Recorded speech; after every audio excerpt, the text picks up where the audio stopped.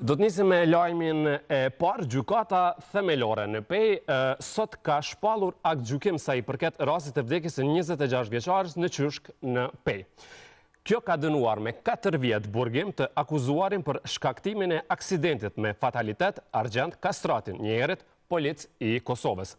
Një ditë më parë, i njëjti në gjykat i kishte kërkuar falje familjes së viktimës në lidhje me rastin tragjik. Do të kemi në lidhje të drejt për drejt avokatin e familjes Gjevukajve, Milot Nezirin. Avokat, përshëndetje.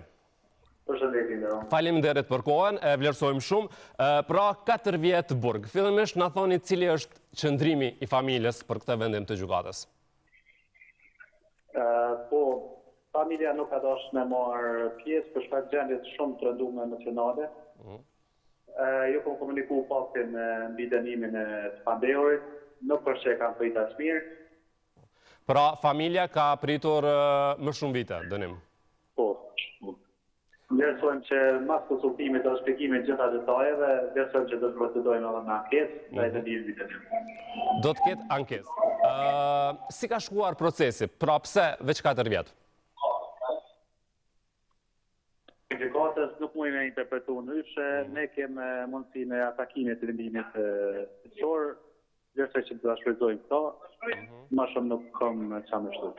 Pas ankesës, pritni ndonjë ndryshim? Nuk mujnë në konkluzjon. Si të mund t'jenë hapat, po? Gjykata ta janë në fundit. Pra, po thoni që familja, në fillim e thatë pra që familja nuk ka pranuar të marrë pjesë për shkak se vazhdon të jetë në gjendje të rënduar, apo jo? Po. Pas kësaj periudhe, kur mund të jetë ankesa saktësisht edhe si mund të vazhdohet? Gjykata konstantari ka fatërëdit me përpiluar gjykimin në mja drejtësuar gjitha falëve. Pas pranimit kemi fatërëdit në parashtu ankesë. Ankesa përdoret në gjykatën e apelit ku bëhet njësa onë të atje. Pas asaj e bjen apeli vendimin. Ndërkohë, Kastrati ka kërkuar falje dje familjes në gjykat. Kjo nuk e ka lehtësuar as pak, apo jo, gjithë këtë situatë? Jo, familja nuk e ka pranu kërkim faljen.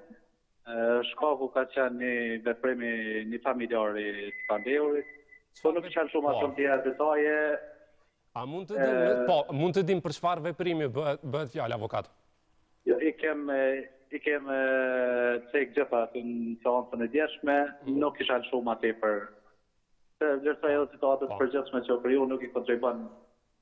Po, natyrisht, e kuptojmë, këto situata janë të ndihshme, ajo pra çka thatë për ta përmbledhur është që familja është e pakënaqur me këtë dënim, ju do të bëni ankesën tuaj në periudhën kohore dhe më pas pritet të shihet. Faleminderit shumë për këtë inkuadrim dhe për informacionet sot. Faleminderit edhe ti, është më mirë. Faleminderit shumë.